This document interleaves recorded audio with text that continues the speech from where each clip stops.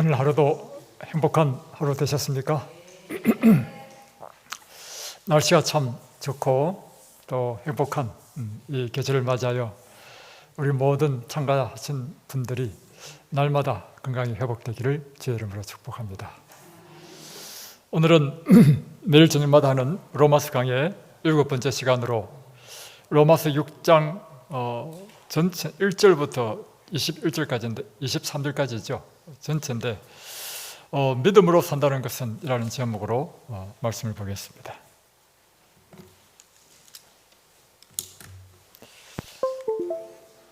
먼저 들어가기 전에 윌리엄 워즈워스가 쓴 무지개라는 시를 제가 여러분에게 소개하고자 합니다.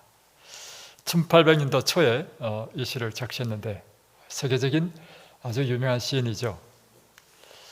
하늘의 무지개를 바라볼 때마다 언제나 내 가슴은 설렌다. 나 어린 시절에 그러하였고 어른이 된 지금도 그러하였고 그러하노라. 내 늙었어도 또한 그러하리라. 그렇지 않다면 차라리 죽음만 못하리니 어린이는 어른의 아버지 바라노니 나의 모든 날들이 자연의 경애와 함께 이루어지기를. 아주 짧은 시인데 감동이 있지 않습니까? 이 윌리엄 워즈워스는 하늘의 무지개를 볼 때마다 언제나 내 가슴은 설렌다고 하였습니다. 내 어린 시절에도 그랬고 내 어른이 된 지금도 그러하다. 또한 내가 늙었어도 그러하기를 원한다. 여러분, 이 시는 아름다운 무지개를 보고서도 감동을 느끼지 못하는 인생은 차라리 죽음보다 못하다고 노래한 것입니다. 나이 들어 어른이 되더라도 어린이처럼 자연의 아름다움에 감동할 줄 아는 순수한 마음을 잃지 말아야 한다고 이야기하고 있습니다. 여러분은 이곳에 있으면서 얼마나 많이 감탄하고 감격합니까? 매일 매 순간 와, 아름답다. 저는 새벽마다 아침마다 요즘 날이 밝아서 새벽이 아니죠. 아침마다 잣나무 숲에 가서 기도를 하는데 기도하다 보면 이제 해가 떠가지고 햇빛이 쫙 비친단 말이에요. 얼마나 감동적인지. 또 밤에는 이 하늘이 왜 이렇게 낮은지, 온 하늘에 별들이 촉촉거리는데 이 별들이 얼마나 많은지 볼 때 얼마나 아름답고. 그런데 여러분, 이런 모습을 보고도 감동을 느끼지 못한다면 여러분 차라리 죽음보다 못하다는 것입니다. 여러분, 우리는 전원에서 살아야 돼요. 언제나 계절의 변화를 느낄 수 있고 봄이 되면 온갖 만상의 실록이 돋아나는 것을 보고 또 봄, 여름, 가을, 겨울의 그 변화, 그리고 아침과 오전과 오후와 저녁의 밤의 그 광경, 이런 것들이 우리의 가슴을 언제나 감동시키고 전율시키는 그런 전원에서 살아야 합니다. 이것이 하나님의 뜻입니다. 근데 저는 이 시를 이렇게 한번 제 나름대로 바꿔봤습니다. 무지개 대신에 제목은 하나님의 말씀입니다. 하나님의 말씀을 펼 때마다 언제나 내 가슴은 설렌다. 나 젊은 청년의 때에도 그러하였고 60이 된 지금도 그러하노니 내 80대도 또한 그러하리라. 그렇지 않다면 차라리 죽음만 못하리니 어린이는 어른의 아버지 바라노니 나의 모든 날들이 말씀의 경애와 함께 이루어지기를. 정말로 이것은 제 고백입니다. 저는 이 하나님의 말씀을 접하고 난 이후로 제 가장 큰 기쁨은 새벽마다 말씀을 묵상하는 시간입니다. 말씀을 펼 때마다 제 가슴은 설레임으로 뛴다는 것이죠. 그래서 어떤 때는요, 제가 젊었을 때는 그런 마음이 들었습니다. 저녁에 잘 때 가슴이 설렜어요. 왜 설레냐면 내일 새벽에 하나님께서 나에게 어떤 말씀을 주실지 그 기대감으로. 특별히 이제 로마서를 준비하면서 저는 이 로마서를 연구하는 것이 제 마음에 얼마나 큰 감동을 주고 또 이 설레게 하는지 모르겠습니다. 그래서 이 제 가슴을 뛰게 한 이 로마서를 오늘도 6장을 함께 강해하고자 합니다. 우리 다 함께 로마서 6장 1절로 4절에 있는 말씀을 한번 봉독해 보겠습니다. 시작. 그런즉 우리가 무슨 말을 하리요? 은혜를 더하게 하려고 죄에 가하겠느냐? 그럴 수 없느니라. 죄에 대하여 죽은 우리가 어찌 그 가운데 더 살리요? 무릇 그리스도 예수와 합하여 침례를 받은 우리는 그의 죽으심과 합하여 침례를 받은 줄을 알지 못하느냐? 그러므로 우리가 그의 죽으심과 합하여 침례를 받음으로 그와 함께 장사되었나니 이는 아버지의 영광으로 말미암아 그리스도를 죽은 자 가운데서 살리심과 같이 우리로 또한 새 생명 가운데서 행하게 하려 함이라. 지금까지 로마서를 연구한 것을 한번 정리해 보겠습니다. 먼저 로마서 1장에서는 로마서 전체 결론을 내립니다. 시작하자마자 복음은 무엇이다 하는 복음에 대한 정의를 내리죠. 복음은 한마디로 예수 그리스도, 그분이 우리의 복음이다, 이렇게 결론을 내리죠. 다음에 이제 로마서 1장 16절로 17절에는 로마서 전체 결론을 내리는데, 이 복음은 모든 믿는 자에게 구원을 주시는 하나님의 능력이 됨이라. 또한 17절에는 이 복음에는 하나님의 의가 나타나서 믿음에서 믿음으로 이르게 하나니 오직 의인은 믿음으로 살리라. 이것이 로마서 전체의 결론인 것입니다. 그리고는 로마서 1장 이제 18절로부터 로마서 3장에 이르기까지 모든 인류에게 왜 복음이 필요한지를 설명하고 있습니다. 먼저 로마서 1장 18절로 2장은 이방인들의 실패에 대해서 이야기하고 있습니다. 이방인들에게는 하나님의 율법이 없어서 그들이 죄 가운데 삶으로 모든 사람이 다 죄 가운데 빠졌다, 이렇게 했고, 다음에 로마서 3장에서는 유대인의 실패에 대해서 또 이야기했습니다. 하나님의 율법이 주어진 유대인은 그 주어진 율법대로 살지 못해서 또한 다 죄 아래 팔렸다. 그래서 3장에 이렇게 결론 내리죠. 의인은 없나니 단 한 사람도 없다. 그러므로 모든 사람은 바로 이 구원이 필요한 다 죄인의 상태에 있다. 이것이 바로 로마서에서 이 사도 바울이 전개해 나가는 논리인 것입니다. 그러므로 모든 일들은 하나님의 심판과 하나님의 진날에 놓이게 되었다는 것입니다. 이럴 때 하나님께서 이 하나님의 심판과 진날에 놓인 이 인류를 구원하기 위하여 하나님께서 준비하신 처방은 무엇인가 하는 것입니다. 그것이 바로 율법 외에 한 일을 주셨다. 율법 외에 하나님의 한 일을 주셨는데 그것이 곧 바로 예수 그리스도시다. 이렇게 사도 바울은 모든 인류에게 복음이 필요한데, 이 복음은 율법의 행위로는 얻지 못하고 하나님께서 율법의 행위 외에 한 일을 준비하셨는데 예수 그리스도를 믿음으로 구원을 얻도록 하셨다. 이렇게 결론을 내리죠. 그러면서 4장에서는 이제 실제적으로 한 예정을 들어서 왜 믿음으로 어떻게 구원을 얻는지 바로 아브라함의 생애를 통해서 설명하고 있습니다. 우리가 율법을 지키고 선행을 행함으로 이렇게 되는가? 아니면 그리스도를 믿음으로 이렇게 되는가? 하는 이런 제목으로 바로 아브라함은 하나님을 믿으니, 아브라함이 이렇게 된 것은 그가 하나님을 믿으니 그 믿음을 그의 의로 여기셨다. 다음에 이제 로마서 5장에 와서는 두 아담에 대한 이야기를 합니다. 두 아담의 이야기를 통해서 또한 모든 사람이 아담 안에서 죄인이 되었고 사망의 존재가 됐는데, 하나님께서는 둘째 아담, 마지막 아담, 곧 예수 그리스도를 주심으로 모든 인류가 그리스도 안에서 생명을 얻고 의를 얻는 그 원리를 설명한 것이죠.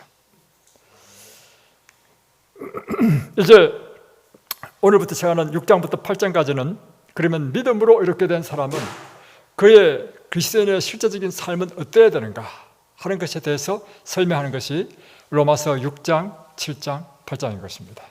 그래서 1장부터 5장까지도 굉장히 중요한 내용이고 6장부터 8장까지는 이제 믿음으로 의롭게 된 사람이 실제적으로 의로운 삶을 살아가는 방법에 대해서 우리에게 가르쳐 준 것입니다.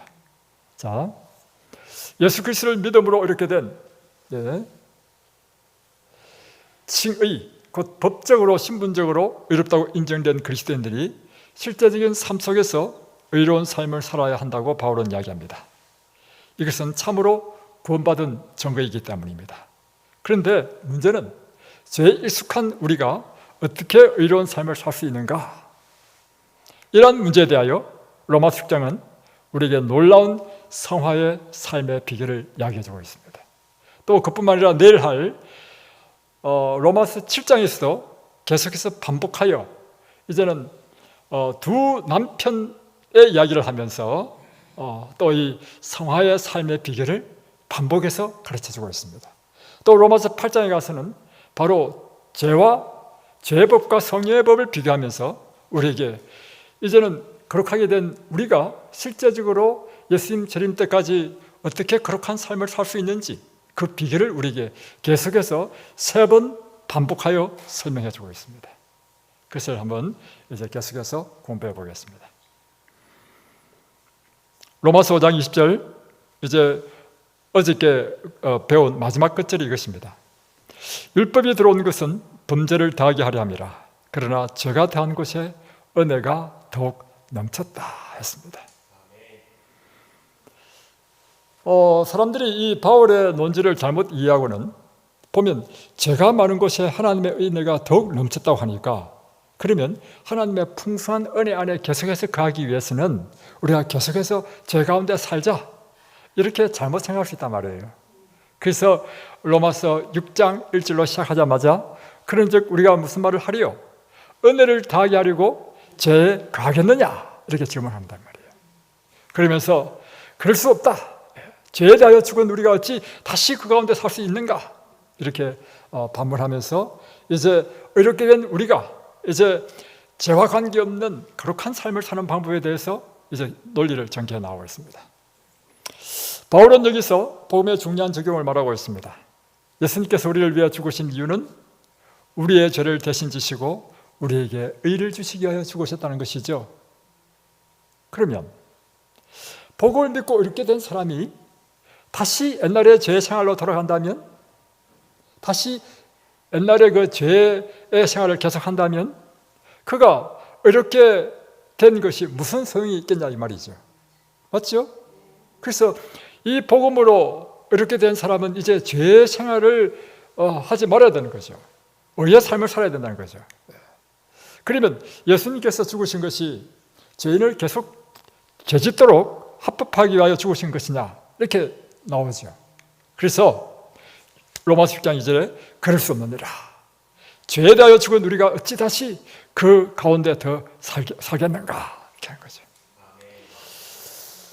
그래서 로마서 6장은 전체적으로 믿음으로 이렇게 된 사람은 실제적인 삶 속에서 어떻게 살아야 하는가, 이렇게 그 주제에 대해서 설명한 것이죠. 먼저 바울은 내가 그리스도를 믿는다는 것은 예수님의 죽으심을 나의 것으로 받아들인다는 것이며, 그것을 고백하는 믿음의 표현이 곧 침례이라고 말하고 있는 것입니다.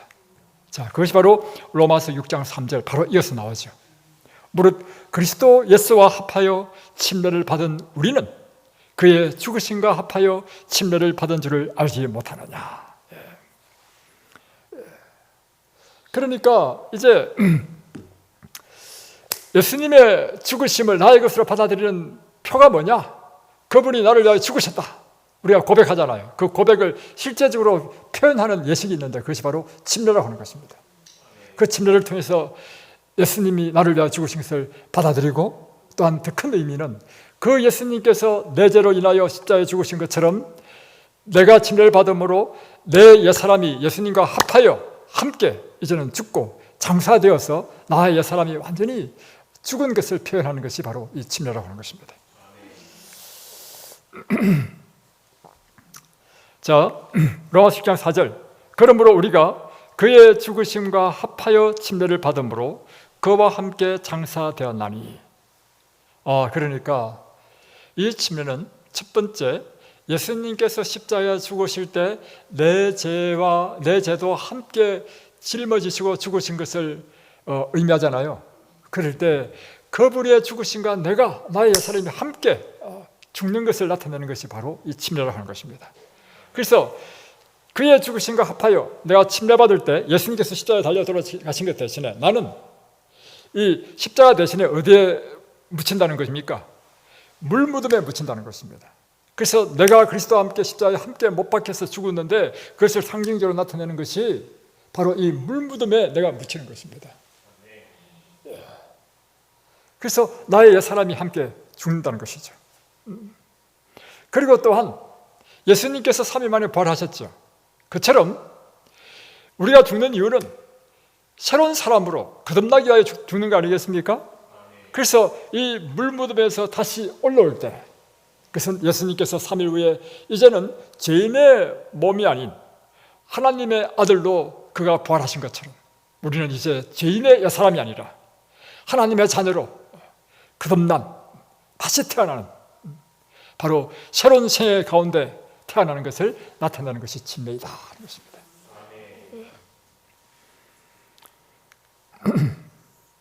만일 우리가 그의 죽으심과 같은 모양으로 연합한 자가 되었으면 또한 그의 부활과 같은 모양으로 연합한 자도 되리라. 그래서 4절과 5절은 똑같은 내용을 반복해서 설명하고 있는 것이죠. 그 침례는 그의 죽으심과 합하여 죽은 것이며 그 물에서 올라올 때는 그가 부활하신 것처럼 그와 합하여 이제는 새로운 생명으로 이제는 부활한 것이다. 우리가 알거니와 우리의 옛사람이 예수와 함께 십자가에 못 박힌 것은 죄의 몸이 죽어 다시는 우리가 죄에게 종노릇 하지 아니하려 함이라. 자, 이 침례식에서 참 중요한 것인데요, 이 침례식은 예수님의 십자가에 나도 함께 못 박히는 것을 나타내는 것입니다. 예수님과 함께 십자가에 못 박혀서 내가 함께 장사되는 것을 의미하는 것입니다. 그럴 때 내가 예수와 함께 십자가에 못 박힌 것은 옛사람 죄의 몸이 죽어서 이제는 다시는 죄의 종노릇 하지 않기 위해서 못 박혔다는 것입니다. 이게 중요한 거예요. 그러니까 침례받고 난 이후에 우리의 삶은 어떠한 삶이 되어야 되는 것입니까? 이제는 죄의 종노릇 하지 않는 삶이 되어야 된다는 것입니다. 자, 그것을 지금 이해하셔야 됩니다. 그래서 이 로마서 10장 7절로 23절에 보면 이제 죽은 옛사람과 다시금 침례를 통해서 새 사람으로 부활한 새 사람이 된 복을 믿는 삶이 어떻게 다른지를 극명하게 두 모습을 우리에게 보여주고 있습니다. 자, 지금부터 이게 반복해서 7절부터 23절까지는요 똑같은 내용을 계속해서 반복해서, 그러니까 17절이나 되는 내용으로 계속해서 반복한 것이 로마서 6장 7절로 23절입니다. 보십시오. 이는 죽은 자가 죄에서 벗어나 의롭다 하심을 얻었습니다. 침례는 우리 옛사람이 죽고 내가 일어날 때는 이제는 의로운 사람이 되는 것입니다. 어제 우리가 공부했죠? 우리가 이제는 예수 그리스도의 그분을 믿음으로 그분의 의가 나의 의가 되죠. 침례식하고 물에서 올라올 때 나는요, 이전에 어떤 죄를 짓다 할지라도 나는 완전히 단 한 번도 죄를 짓지 않은 사람처럼 그렇게 되고, 또한 예수님께서 이루신 그 완전한 의가 마치 내가 그 완전한 의를 행한 것처럼 하나님께서 그 의를 우리에게 주신다는 것입니다. 그래서 이제 죽은 자가 죄에서 벗어나 의롭다 하심을 얻었다 이렇게 하는 거예요. 8절, 만일 우리가 그리스도와 함께 죽었으면 또한 그와 함께 살 줄을 믿노니. 그와 함께 죽으면 예수님께서 3일 만에 부활하신 것처럼 이제는 하나님의 자녀로 다시금 살 줄로 믿는다는 것입니다. 이는 그리스도께서 죽은 자 가운데서 살아나셨음에 다시 죽지 아니하시고 사망이 다시 그를 주장하지 못할 줄을 알미니라. 그가 죽으심은 죄에 대하여 단번에 죽으심이요 그가 살아나심은 하나님께 대하여 살아 계심이니, 이와 같이 너희도 너희 자신을 죄에 대하여는 죽은 자요 그리스도 예수 안에서 하나님께 대하여는 살아있는 자로 여길지니라.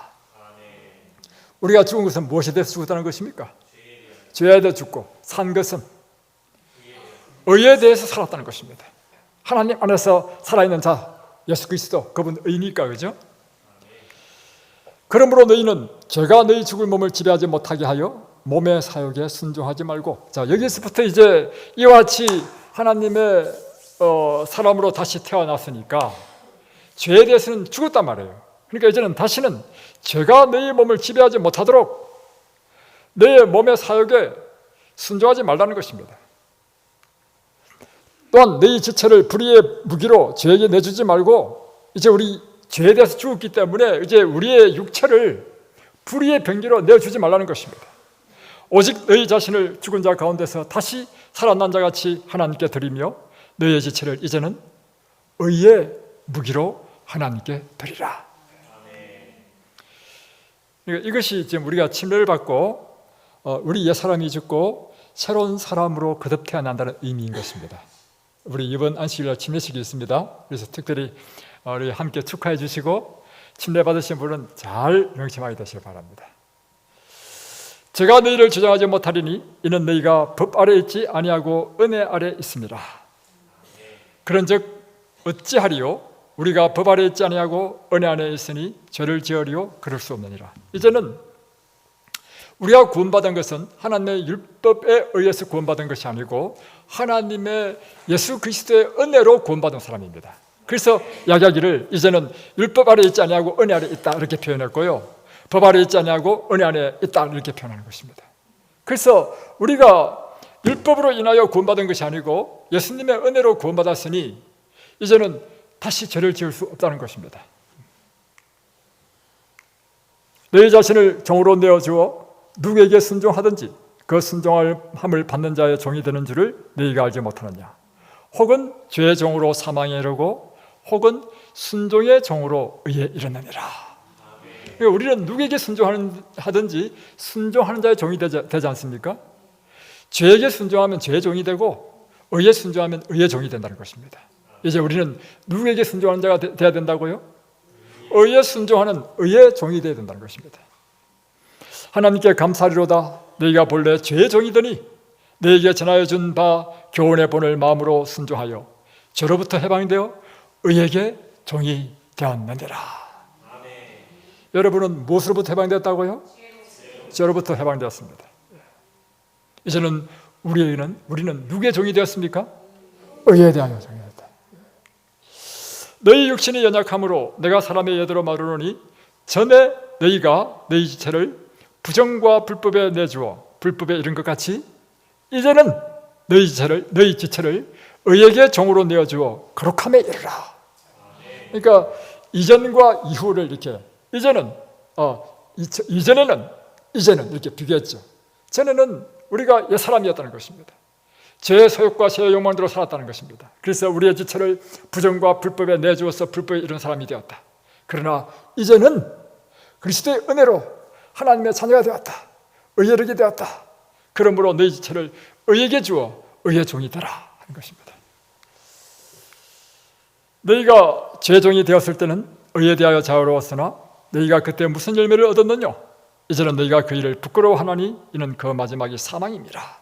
우리가 죄의 종이 되었을 때 우리의 삶을 통해서 일어난 열매 맺은 열매는 무엇입니까?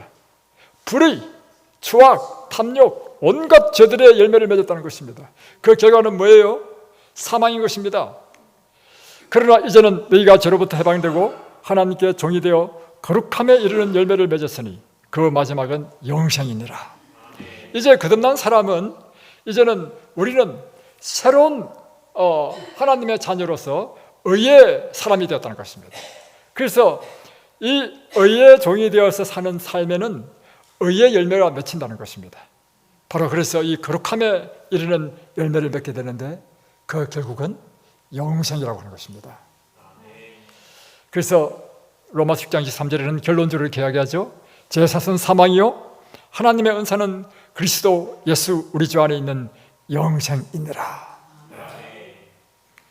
그래서 지금까지 나온 이 성경절을요, 로마서 6장 7절부터 23절까지를 제가 옛사람과 복음을 믿는 새로운 사람의 삶, 이렇게 표를 한번 만들어서 비교해 봤습니다. 자, 이 사람은 죄에게 종로로 산 사람이었습니다. 몸의 사역에 따라 사는 삶이었죠. 우리의 지체를 불의의 병기로 죄되어 주었죠. 그 결과 음행과 더러운 것과 호색과 우상 숭배, 원수 맺는 것, 분쟁, 시기, 분냄, 온갖 죄악과 불의의 삶을 살았다는 것입니다. 이런 삶을 살면 결국에는 사망에 이른다는 것입니다.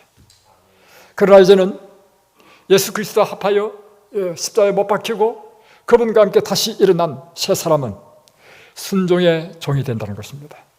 성령에 순종하는 삶, 이제 지체를 의의 무기로 하나님께 드리는 삶, 그래서 지체를 의에게 내어주는 사람, 이 사람의 삶의 결과는 갈라디아서 5장 22절로 23절에 있는 것처럼 사랑과 희락과 화평과 오래 참음과 자비와 양선, 충성, 온유, 절제, 이와 같은 성령의 열매를 맺는데 이 의는 궁극적으로 우리에게 영생을 얻게 한다는 것입니다. 로마서 10장에서 바울이 주장하는 논지는 이와 같은 것입니다. 어떻게 어렵다고 칭함을 받은 사람들이 다시 옛사람 죄의 삶을 살 수 있겠느냐 하는 것입니다. 없죠? 그래서 바울은 이제 어렵게 된 사람은 의로운 삶을 살아야 한다고 이 복음의 원리를 설명하고 있습니다. 이것이 곧 칭의를 얻은 사람이 성화의 삶을 살아야 하는 이유인 것입니다.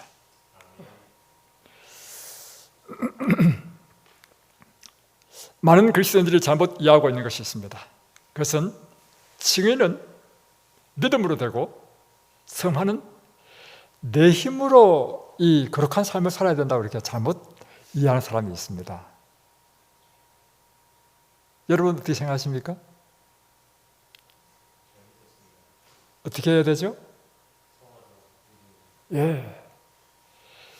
믿음, 우리가 의롭다는 칭함도 예수님을 믿음으로 이루어지는 것처럼 이제 우리가 거룩한 삶을 사는 것도요, 그리스도를 믿음으로 얻어지는 것입니다. 이것을 내 힘으로 하게 되면 어떻게 되냐면 믿음으로 시작했다가 행위로 멸망받게 된다는 사실이죠. 성경의 원리는 무엇인가? 내가 아니라 오직 그리스도께서 나에게 행하시도록 주시는 그 능력으로 행하는 것입니다. 이것이 바로 믿음으로 산다는 것이죠. 자, 그 원리를 제가 설명해 드리겠습니다. 내 힘으로 거룩한 삶을 살고자 하는 것이 안 되는 이유를 설명해 드리겠습니다.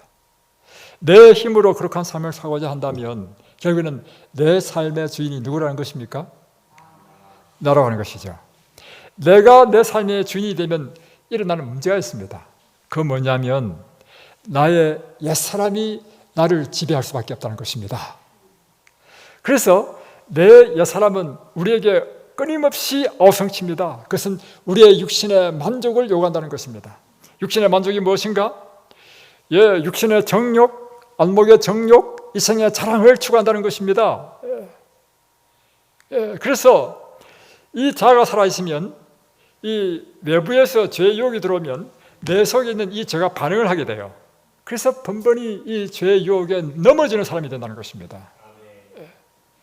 그래서 또 하나는 뭐냐면 죄는 보상을 주거든요. 그래서 왜 죄를 짓느냐? 죄가 갖고 있는 보상 때문에 그렇습니다. 그 보상이 아주 달콤하다는 것입니다. 아시네? 이것은 우리에게 육신의 만족과 쾌락을 준다는 것입니다. 또 젖된 마음을 만족시켜 준다는 것입니다. 또 자기를 높여준다는 것이죠. 그래서요, 사람들은 죄를 짓지 말아야 되는데도 불구하고 그 죄를 짓는 이유는 보상이 있기 때문입니다. 그래서 많은 믿는 사람들이 식욕의 정욕을 따라 방종에 빠집니다. 육체의 정욕을 따라 간음죄를 범합니다. 안목의 정욕을 따라 세상의 부귀와 영화를 쫓습니다. 그리고 자기를 높여주는 칭찬에 걸려 넘어져 버립니다. 이 모든 것은 다 죄인 것입니다. 여기에 솔로몬 같은 위대한 인물도 걸려 넘어졌습니다. 자중심적인 믿음의 결국이 무엇이냐?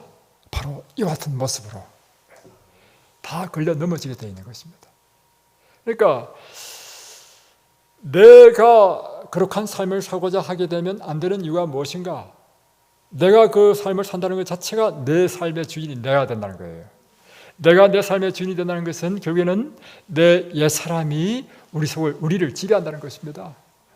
내 옛사람은 끊임없이 무엇을 좋아하느냐 하면 육신의 정욕, 이생의 자랑, 안목의 정욕, 죄에 반응하는 존재라고 하는 것입니다. 그래서 번번이 넘어져 버린다는 것입니다. 이와 같이 우리가 육체에 걸려 넘어지는 것들이 무엇인가? 이게 보면 갈라디아서 5장 19절에는 잘 나타나고 있습니다. 육체의 일은 분명하니 곧 음행과 더러운 것과 호색과 우상 숭배와 주술과 원수 맺는 것과 분쟁과 시기와 분냄과 당기는 것과 분열함과 이단과 이 죄의 목록이 얼마나 많은지 아직도 다 못했습니다. 투기와 술 취함과 방탕함과 또 로마서 1장에 한번 보십시오. 1장 28절로 29절에 보면요, 엄청난 목록이 있습니다. 한 뿌리에서 다 나오는 거죠. 이것이 바로 죄인의 모습이라는 것입니다. 이게 바로 육체를 추구할 때 일어나는 일들인 것입니다. 그런데 이런 일을 하는 자들은 결국에는 하나님의 나라를 유업으로 얻지 못한다는 것입니다. 결국에는 육체를 따라 살지 말아야 되는 이유가 무엇인가 하면 육체를 따라 사는 사람은 하나님의 나라를 유업으로 얻지 못하기 때문입니다. 그러면 그리스도를 믿는 믿음으로 산다는 건 뭐냐? 그것은요, 한마디로 그리스도께서 나의 주인이 되는 삶을 이야기하는 것입니다. 내 삶의 주인이 누구라고요? 예수님에게 내 삶의 모든 주권을 다 내주는 것을 의미하는 것입니다. 그러나 많은 사람들이요, 예수님은 내 삶의 주인이라고 하면서도요, 실제로 보면 예수님은 가만히 살펴보면요, 그 집의 주인이 아니고 손님이야. 왜냐? 설명해 드릴게요. 손님도 사실 그 집에 뭐 하룻밤 묵을 수 있고 또 때로는 일주일을 묵을 수 있습니다. 제 친구는 와가지고 한 달을 묵고 갔어. 우리 집에. 뭐 그냥 쳐들어와가지고. 그러니까 주인도 그 집에서 잠자고 손님도 잠자잖아요. 그런데 주인이 할 수 있는 것이 있고 손님이 할 수 없는 것이 있습니다. 주인은요, 마음대로 냉장고 문을 열 수 있고요, 마음대로 옷장 열고요, 마음대로 구석구석 돌아다니고 마음대로 문을 팍팍 열 수 있습니다. 손님은요, 손님 그렇게 했다가는요, 그건 큰 실례죠. 심지어 냉장고도 마음대로 열면 안 됩니다. 주인이 끓여주는 거면 먹어야 됩니다. 방도요, 아무데나 문 열면 안 되고 주인이 이쪽 방에서 주무시자면 그 방에서만 있어야 됩니다. 오늘 많은 분들이요, 예수님을 내 삶의 주인이라고 하는데 가만히 보면 손님이야. 왜냐? 예수님 내 삶의 주인을 모시는데요, 예수님이 할 수 있는 일만 딱 제한시켜. 내의 은밀한 것, 내가 즐기는 것, 이것은 이 예수님이 간섭하면 안 돼. 그러면 이 예수님은 지금 이 집에 와가지고 지금 주인으로 있는 것입니까? 손님으로 있는 것입니까? 많은 사람이 그렇게 살아. 그러니까 주인이 마음대로 뭘 못해. 그러니까 예수님을 주인으로 모셨다 하지만 그 삶의 변화가 일어나지 않아. 왜냐하면 예수님이 일을 해줄래도 일을 할 수가 없어. 손님 상태로 있으니까. 주인이란 무엇이냐면요, 주인이란 전적으로 이 집에 와가지고 모든 주권을 다 행사하는 것입니다. 심지어 집에 들어오면 막 청소까지 싹 다 해버리고, 또 보면 가구가 배치가 잘못됐으면 가구 배치까지도 마음대로 할 수 있고, 이래야 주인이 아닙니까?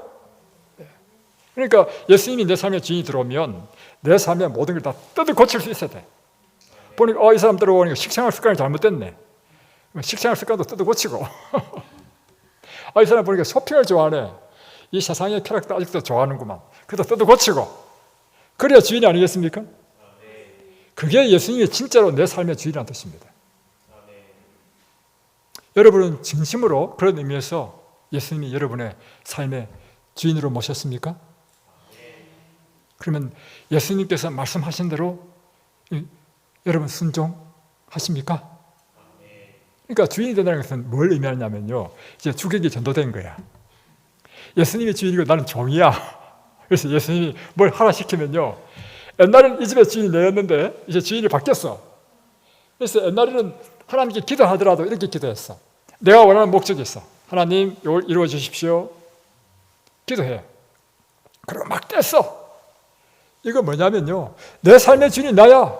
예수님 뭐예요? 예수님은 내 삶의 주인은 나고 내 삶에 필요한 것을 필요할 때마다 도와주는 분에 불과한 거야. 그러나 예수님이 진실로 주인이 되면요, 완전히 바뀝니다. 예수님의 뜻대로 나는 오직 순종만 하는 종이 되는 거야. 그러니까 내 주장이 없어. 내가 뭐 지가 하고 싶은데요, 이렇게 말하면 안 돼. 예수님께서 야, 혜경아, 너 이렇게 해야 되겠다 하면 혜경이는 어떻게 해야 돼요? 따라가야 돼. 그게 예수님의 주인이 되는 거예요. 많은 사람이요, 예수님을요 손님처럼 모시고요, 또 때로는 카운셀러, 그야말로 카운셀러야. 필요할 때만 조언을 딱 구하고, 이제 용모가 끝났으면 이제 또 만나지도 않아.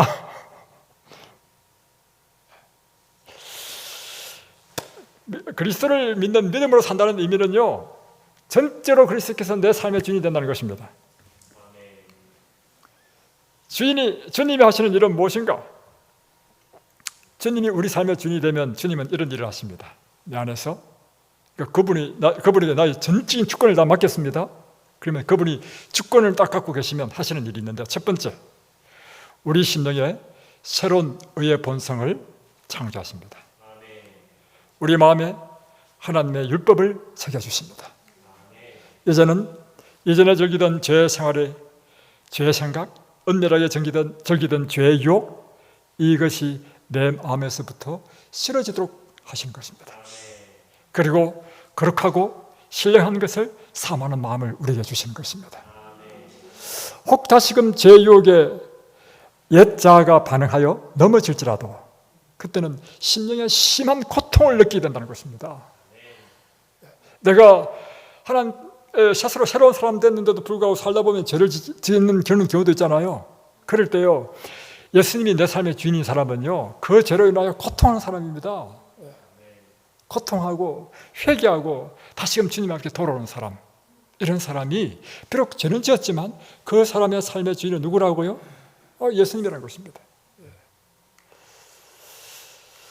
그리스도께서 나의 주인이 되는 했고요. 이것이 그리스도를 믿는 믿음으로 산다는 것입니다. 즉 내가 아니라 그리스도께서 내 안에 사는 삶인 것입니다. 이것이 복음을 믿고 의롭다고 칭함을 받은 자가 실제적인 생활에서 경험하는 의로운 삶인 것입니다. 여러분, 이런 말이 있습니다. 한 지붕 아래 두 여자가 살면 안 된다. 왜요? 한 지붕 아래 두 여자가 살면요, 그때부터 평화가 없습니다. 노상 시기하고 쟁타고 싸우고, 이것이 바로 야곱의 생이었습니다.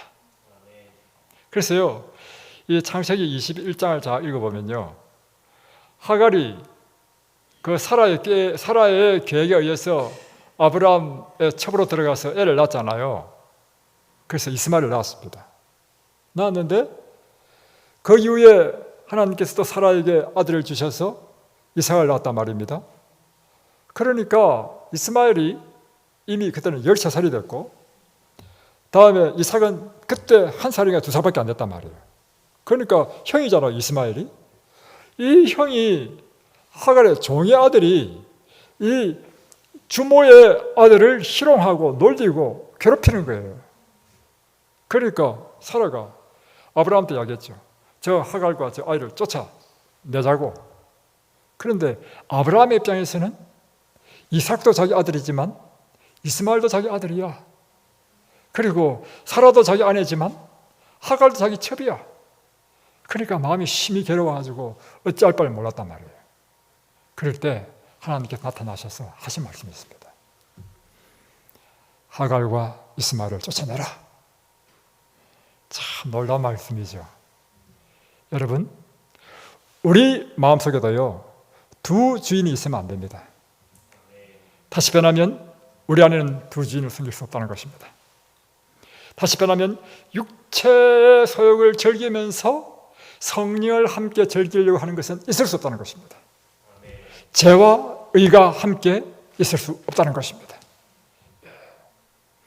그래서 갈라디아서 5장 17절에 보면 육체의 소욕은 성령을 거스리고 성령은 육체를 거스리라니 이 둘이 서로 대적함으로 너희가 원하는 것을 하지 못하게 하려 함이니라. 그러니까 육체 소욕과 성령의 소욕은 함께 할 수 없다는 것입니다. 우리 안에 두 주인을 섬길 수 없고 두 영이 함께 있을 수 없다는 것입니다. 그래서 나는 반점은 그리스도인이고 반점이면 세상의 사람이 될 수 없다는 것입니다. 나 안에 자리 잡고 있는 주인으로 살던 옛자를 쫓아내야 되는 것입니다. 그런데 문제는 이 옛자가 잘 안 나가. 여러분 경험해봤죠? 이 옛자가 잘 나갑니까? 끈질기게 안 나가요. 그럼 우리가 어떻게 해야 됩니까? 어떻게 쫓아내죠? 이거요, 방법은 딱 한 가지밖에 없습니다. 내가 죽는 것입니다. 내가 죽으면 내 애자도 함께 죽는다는 사실이에요. 그리고 다시 예수님께서 우리를 다시 부활시키실 때 옛자는 죽고 그리스도와 함께 부활함으로 이제는 의의 사람이 된다는 것입니다. 이 원리를 이제 내일 로마서 7장에는 또 두 남편을 비유를 들어서 또 설명해줘요. 아주 재밌습니다. 예. 내가 그리스도와 함께 십자가에 못 박혀 죽어버리는 것입니다. 그러면 나와 함께 여자도 죽을 것입니다. 그래서 참된 믿음, 구원에 이르는 믿음은 무엇인가? 그것은 한마디로 표현하면 내가 죽고 그리스도가 사는 삶입니다. 이것이 사실은 이 신약 성경 예수님께서 말씀하신 이 구원 얻는 참된 믿음의 딱 집약, 단 한마디로 표현하면, 표현은 여러 가지 표현을 할 수 있습니다. 단 한마디로 표현하면 내가 죽고 그리스도가 사는 것, 이것이 바로 참된 믿음이요 구원 얻는 믿음이라는 것입니다. 로마서 6장 4절에 보면 그러므로 우리가 그의 죽으심과 합하여 침례를 받음으로 그와 함께 장사되었나니, 여기서는 어떻게 표현했어요? 함께 죽어 장사되었다. 만일 우리가 그의 죽으심과 같은 모양으로 연합한 자가 되었으면 우리의 옛사람이 예수와 함께 십자가에 못 박힌 것은 죄의 몸이 죽어 다시는 우리가 죄에게 종노릇 하지 아니하려 함이니 이는 죽은 자가 죄에서 벗어나 의롭다 하심을 얻었습니다. 우리의 사람이 죽어야 우리가 새 사람으로 의롭다함을 입는다는 것입니다. 만일 우리가 그리스도와 함께 죽었으면 또한 그와 함께 살 줄을 믿노라. 이것이 바로 복음의 핵심인 것입니다.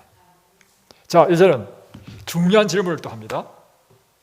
그러면 우리는 어떻게 우리 사람은 죽고 우리 자신을 주님께 드릴 수 있는가? 이제 아까 여기 침례죠. 침례 이전에 있어야 될 게 있습니다. 그리고 침례 이후에도 끊임없이 있어야 될 게 있습니다. 그것은 이 죽는 것이 단 한 번으로 끝나는 것이 아니라 날마다 죽어야 된다는 것입니다. 그래서요, 이렇게 하면 얼마나 쉽겠습니까? 단 한 번 침례 딱 받으면 그로부터 의의 사람이 돼가지고 계속해서 의의 사람으로 산다. 이러면 얼마나 신앙이 쉽겠습니까? 그런데 우리가 옛 사람이 죽어도요, 또다시 옛 사람은 또 살아난다는 것입니다. 그래서요, 끊임없이 우리는요, 옛 사람이 한 번 죽음으로 끝나는 것이 아니고 날마다 죽는 것이 필요한 것이에요. 날마다. 자, 바로 그 문제를 이제 우리가 어떻게 날마다 죽을 수 있는가 하는 것을 다루고자 하는 것입니다. 그래서 우리 자신을 어떻게 주님께 드릴 수 있는가? 하나님께서는 창조시부터 인간에게 주신 아주 고귀한 특권이 있습니다. 그것은 바로 완전한 자유의지를 주셨습니다. 그래서 하나님께서는 우리 인간을요, 하나님의 뜻대로만 행하도록 하는 로봇가 되지 않게 했습니다. 이것이 인간의 고귀한 점입니다. 우리는요, 우리가 선택할 수 있는 선택 권리를 우리에게 주셨다는 것입니다. 이것은 하나님의 입장에서 보면요, 굉장한 모험이죠. 왜냐하면 하나님의 뜻을 따라 행할 수도 있고 죄도 행할 수 있다는 것이 아니겠습니까?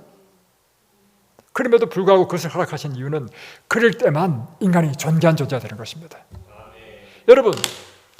여러분이 이 로봇으로 개를 만들어 가지고 이제 내가 시키는 대로 입력한 대로 쫓아다니는 개가 있고 한 마리 있고, 하나는 진짜 살아있는 개가 있으면 개도 약간의 의지는 있으니까 어떤 것이 여러분에게 더 기쁨을 줍니까? 살아있는 교회. 로봇들을 만들어가지고 요즘 로봇으로 사람도 만들 수 있어요. 입에 딱 입히면 되잖아요. 로봇을 입혀가지고 내가 원하는 대로만 하는 내 자녀를 하나 만들었어.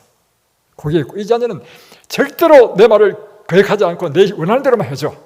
그런데 난 진짜 내 자녀는 참 힘들어. 왜냐하면 내 말도 잘 안 들어. 그럼에도 불구하고 진정한 사랑은 누구에게만 할 수 있습니까? 바로 그예요. 그래서 하나님께서는 인간에게 완전한 자유의지를 주신 것입니다. 자, 그런데 그렇기 때문에 이 자유의지로 인간은 하나님의 명령을 어기고 죄를 지을 수도 있는데 죄를 지어버렸어. 그렇죠? 죄를 지어버렸어.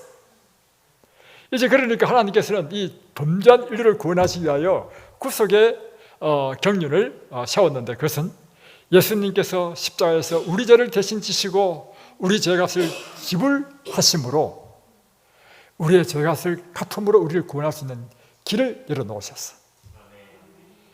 그럼에도 불구하고 우리가 구원 얻는 것은 어떻게 해야 된다고요? 어제 배웠죠? 하나님께서 준비를 다 하셨지만 중장수를 내가 믿음으로 그것을 받을 때 구원이 이루어지는 것입니다. 이것도 결국에 뭐예요? 완전한 우리의 자유의지를 통하여 그것을 선택할 때 구원을 얻도록 하신 거죠. 그죠? 그래서 우리의 의지가 그분을 믿음으로 받아들일 때 준비된, 이미 십자가에 다 죽으신 그 구원이 나의 것이 된다는 것입니다. 우리 자신을 주님 앞에 드리는 것도 결국에는 무엇의 선택입니까? 예, 바로 그거예요.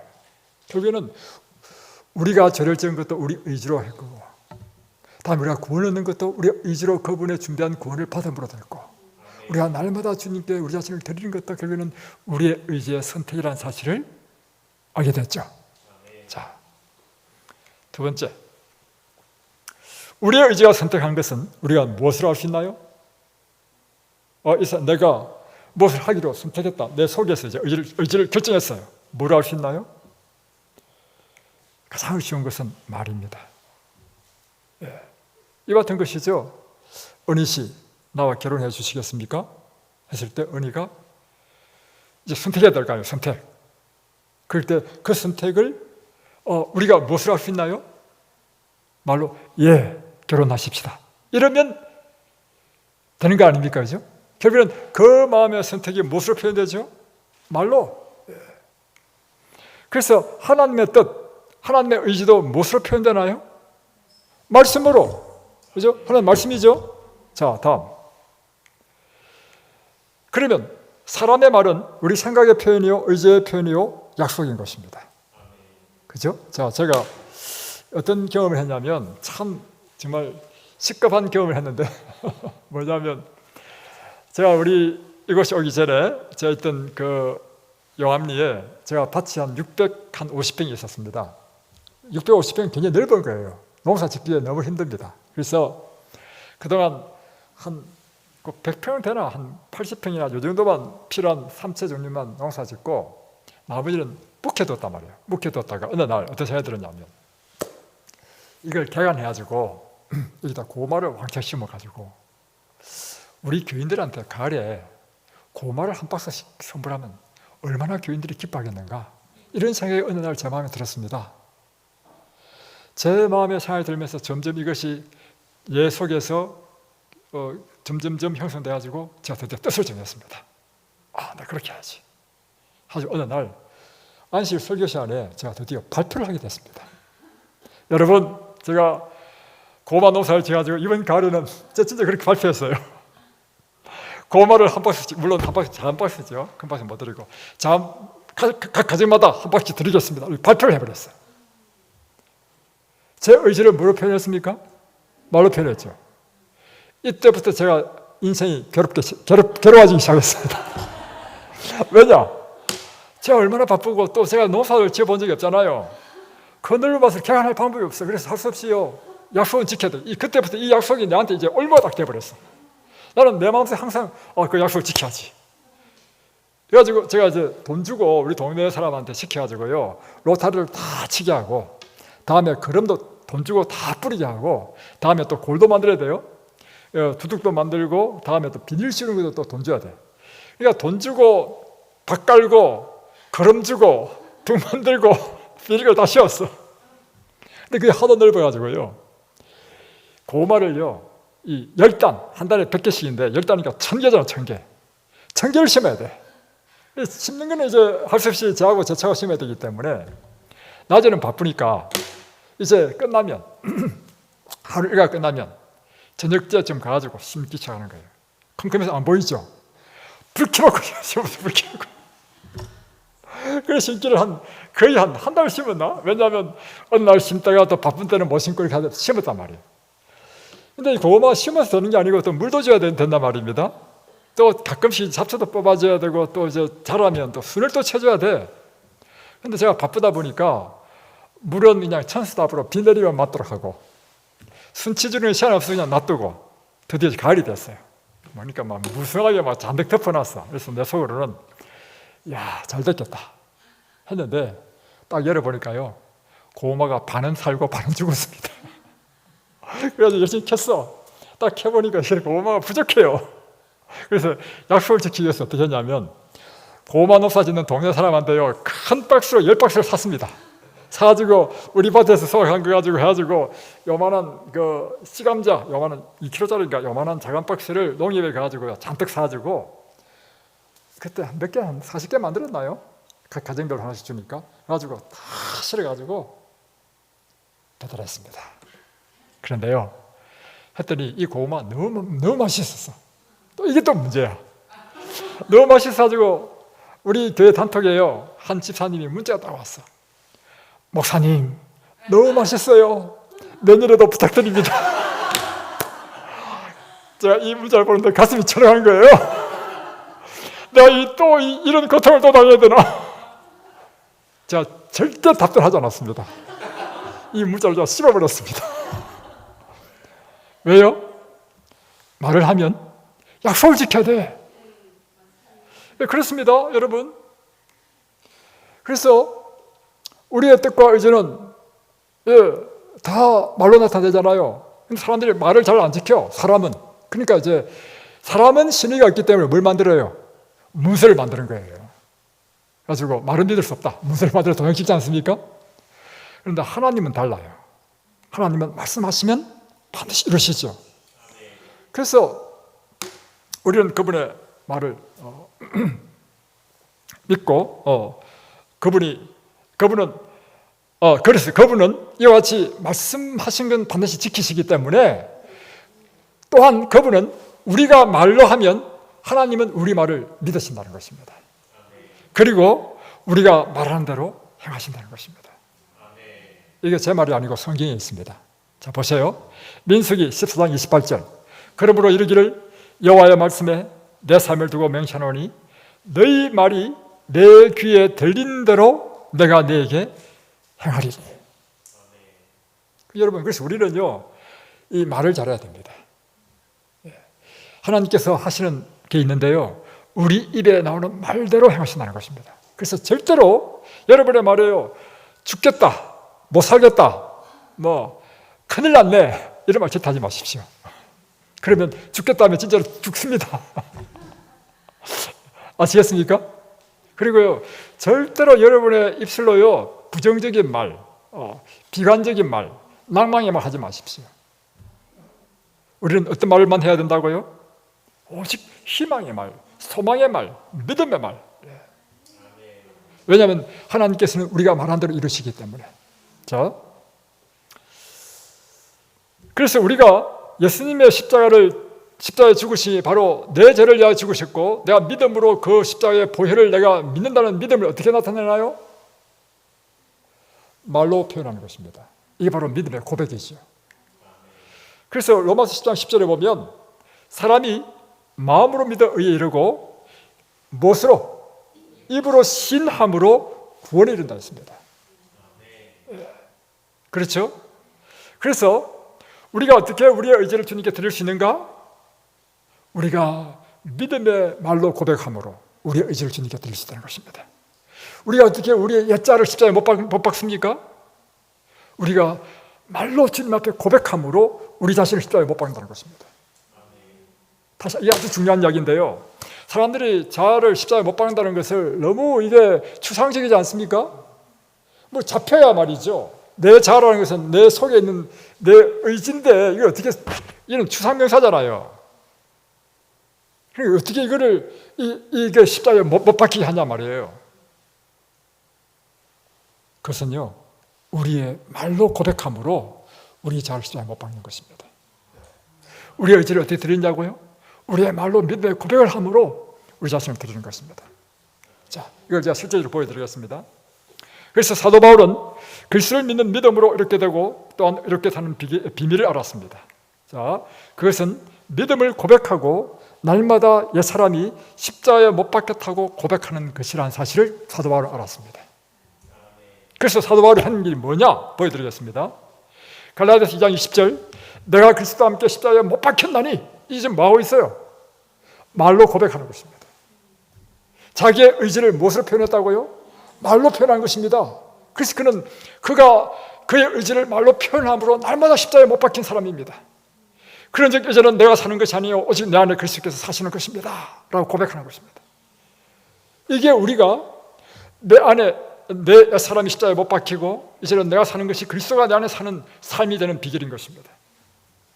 또 고린도전서 15장 31절에 보면 형제들아 내가 그리스도 예수 우리 주 안에서 가진 바 너희에 대한 나의 자랑을 두고 단언하노니 나는 날마다 죽노라. 이것도 뭐예요? 고백입니다. 그의 마음속에 있는 간절한 의지를 하나님 앞에 고백함으로 나는 날마다 죽습니다. 이게 우리가 십자가에 못 박히는 경험인 것입니다. 여러분, 제가 아까 이야기했죠. 내가 한번 말을 뱉으니까 그 말이 구속력이 있어서 나를 구속했죠. 그리고 나는 그 말을 반드시 지켜야 하기 위해서 참 고생했죠. 그처럼 주님, 나는 주님과 함께 십자가에 못 박혔습니다 라고 고백하는 순간 이 고백은요, 실제로 나를 그분과 함께 십자가에 못 박힌 경험으로 끌고 가는 것입니다. 주님, 나는 날마다 주님 안에서 죽습니다 라고 고백할 때 우리는 실제로 우리의 자아가 죽는다는 것입니다. 주님, 저는 제 자신을 주님 앞에 드립니다 라고 고백할 때 실제로 우리는 우리의 마음을 고백함으로 주님 앞에 드리는 것입니다. 맞습니까? 네. 자, 그래서 날마다 그대 자신을 주님께 드리십시오. 저는 이렇게 기도합니다. 시대 소망에 보면 나오죠. 나의 전 소유와 나의 전 존재를 주님 앞에 드리나이다 라고 고백하라 했어요.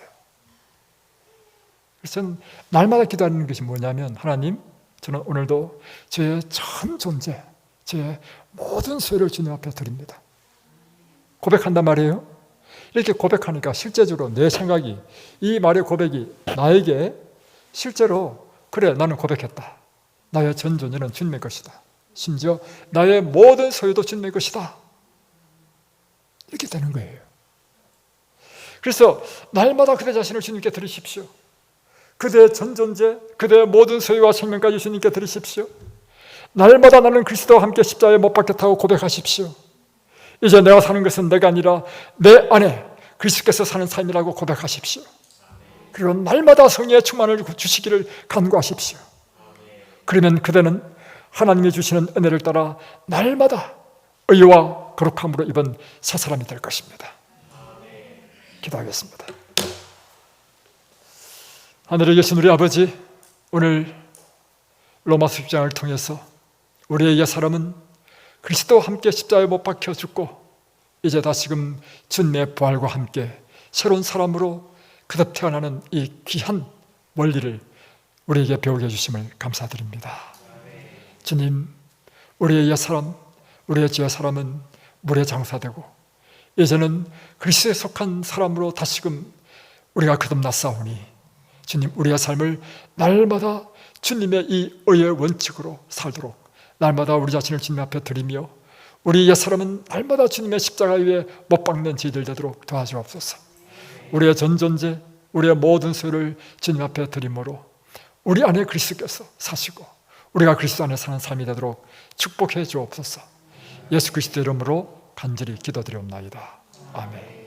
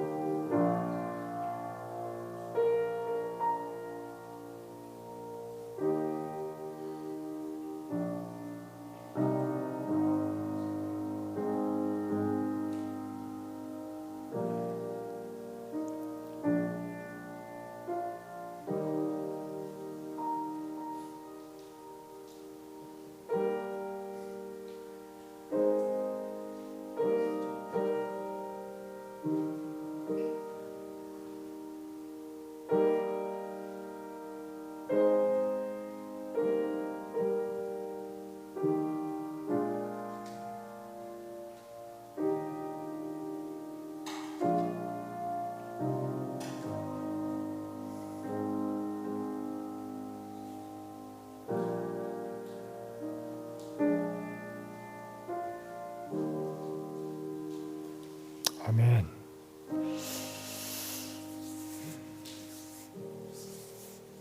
오늘도 행복한 밤